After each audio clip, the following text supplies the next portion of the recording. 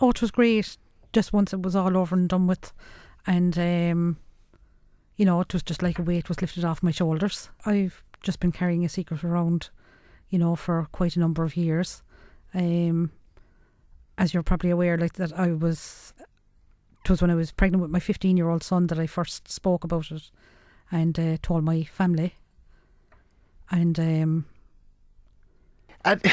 let's talk about that decision in particular, because you described it very well yesterday. You said that for years I wore a mask to escape from the reality of my life. I'll never wear that mask again after today. And it was a very brave thing you did yesterday on the steps of the courthouse to speak out, to appeal to others. And we'll touch on that in a moment. But telling your family what had gone on and being the first time that you would have ever spoken about this to anyone other than your father, how difficult was that for you? At the time, it was very difficult for me to have to go and talk to my mother, but it was something that I felt I had to do, because while I was pregnant with my son, I felt that carrying the secret and the burden was doing myself and my baby more damage, and I knew that I had to speak to somebody, to release that pressure off myself and off my pregnancy. And what was the reaction of those who you told in your family when you did eventually tell them what had gone on and what had happened to you as a child? Oh, well, it was belief straight away. After I spoke to my mother, she stood by me straight away, as did the rest of my family, both my sister and my brother. I had aunts that stood by me. But like that, it was just a thing that was said and something that was never spoken about again for a long time afterwards. And when you told them about what had happened, and they believed you, and of course that's very important in this circumstances, that people are believed when they eventually do tell others what had happened to them. But what was their reaction? They were shocked. They were upset. Of course, my siblings, my brother and my sister, were very upset. That their ideal of their father, the man that they loved, to realise that something like that had gone on was, a big shock to them. Tell us about when you were a child, because the terrible thing about child abuse is that as a child you're not programmed to deal with this. You're not capable of understanding what is happening to you, and that is what the perpetrator does, is that they have this hold over the child. When you were trying to come to terms with it yourself, how did you deal with it? Well, when I was younger, it was something that I believed was normal. I never thought anything of it until I got into my teens and I was in secondary school. And sitting in school, just fantasising and daydreaming about my life, and, realising it was when I was older and knew, what sex was all about, and, relationships with boyfriends and so on was all about, that I realised that this isn't normal, and basically that was it. When you talked about fantasising in school as well, I mean, you spoke about your time in school, and at the time, I suppose, you were acting out, but you didn't know why you were acting out. Now that you're looking back, you have a different perspective on it. Oh, that's it. Yeah, I do. And about the fantasising was, I used to look at other girls and try to imagine, would I know, that the same thing was happening to any of them. And I used to pick one or two in particular and try and see if I could see any sign, and I began to wonder then, was I showing any sign, that I mustn't be showing any signs of anything because nobody was noticing, nobody copped on. And how did that make you feel? Because again, that would have added to the sense of isolation, I would imagine, that you were enduring at that time. I couldn't explain now how it made me feel, but it was just something I had to live with. It was not something I could share with anybody, of course, and I suppose I was fairly frustrated. But like that again, I think it was me fantasising about other people and trying to imagine, what was going on in their lives is what kept me going through school. The abuse, as you said, started when you were 5, and it started as touching and sexual assault, and it ended up with rape, and I don't want to go and relive that, because obviously that's a terrible thing that has happened to you. But how do you feel towards your father now in particular? Because he was the perpetrator in all of this. He was someone who should have cared and loved and looked after you, yet that was the last thing that he actually did in the end. How do you feel towards him? To be honest, somebody asked me that earlier and I have no answer for it, because at the minute I have no feeling. I don't know what to express. I suppose I do feel a bit sorry,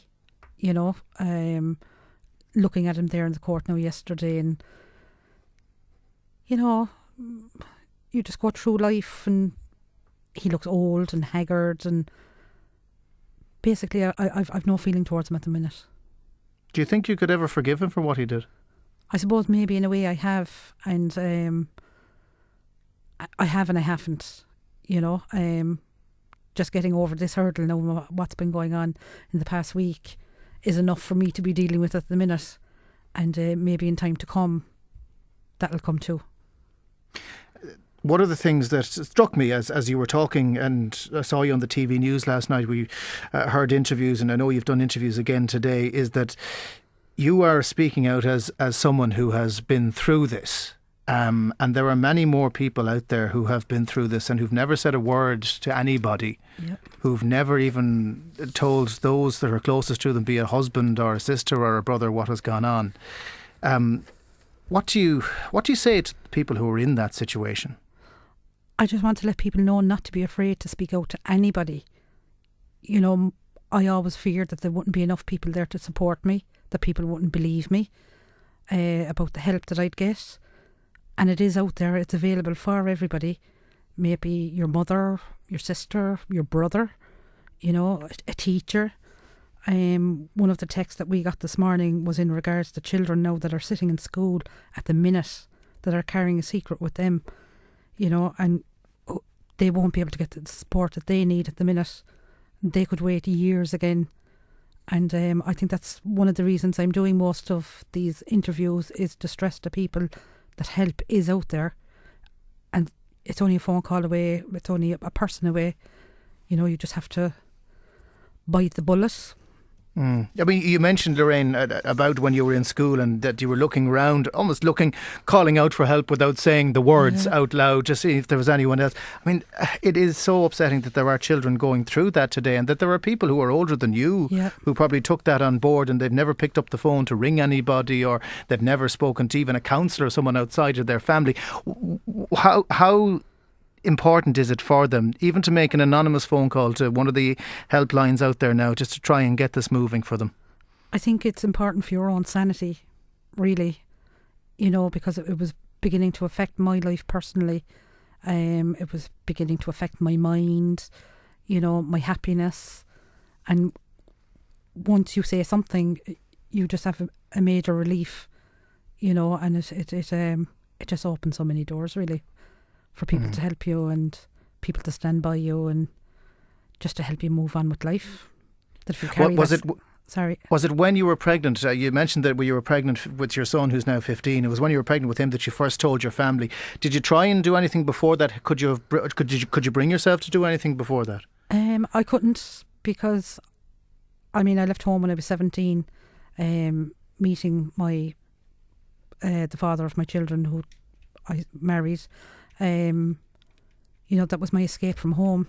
I just left home and ran, and I moved on then with life once I started having children, and life got in the way for me for dealing with things for myself, and I just carried it for a number of more years. And how easy was it for you to talk when you started to get the help, when you started to talk to counsellors, and ultimately, I suppose, when you started to talk to the Gardaí when this case was pending? Well, it was nearly over 2 years in counselling, began to build my confidence and my self-esteem, and that's what gave me the courage then to be able to speak more, and to go further about it. Now that you've been through the system, Lorraine, how do you feel about it? Because the thought of going into a court for anybody is daunting, but for a victim of sexual abuse to go into a court, it brings up all the bad memories. It's a difficult environment for someone who has been a victim to be in. How did you feel towards the whole system? Well, it was a scary situation, but I did have good support around me. Sorry, no. You okay? Yep. I had my sister with me. You know, I wouldn't be here today only for her. You know, just with That's your her. sister Shade. Yep. Yeah. You know, that we've bonded and got an awful lot closer. You know, and she's given me the courage to be here, basically. And plus, I had good support then from a guard that was assisting me in Cork, and from the victims of crime support in Cork.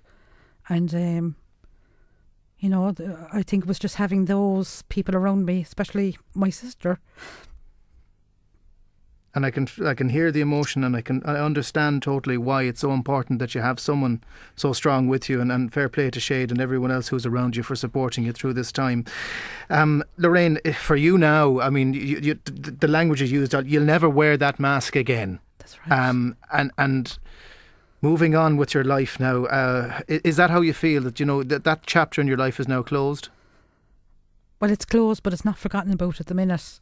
You know, removing the mask is kind of a scary, daunting thing too, because, you know, I don't know what the future holds really, and I always feared change in myself, you know, wondering what kind of a person I'm going to turn out after this, you know, and I suppose really it is confidence. It's going to give me a lot more confidence.